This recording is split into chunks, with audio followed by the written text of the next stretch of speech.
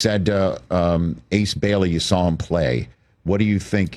His ability to put the ball in the basket is incredible. His length, his 3-level scoring, just really impressed.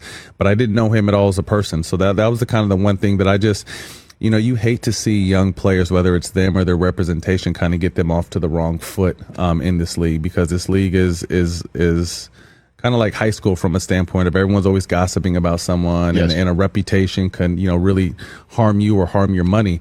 And I just hate for, guys to get into situations and harming their money before they get a chance to actually show their talent. But I liked every time he spoke, he's like, hey, I'm keeping the main thing. Basketball is my main thing, and that's what I'm going to focus on. So, moving forward, Utah probably wasn't the landing destination he wanted to be in, but he's there now, and I'm sure he's going to put his best foot forward. I couldn't imagine the Sixers, if it is true that Bailey's like, yeah, I don't want to come to do dinner.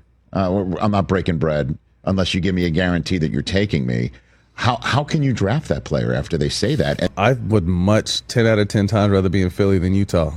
You know what I mean? So I just think from a city standpoint, obviously there's talent in Utah.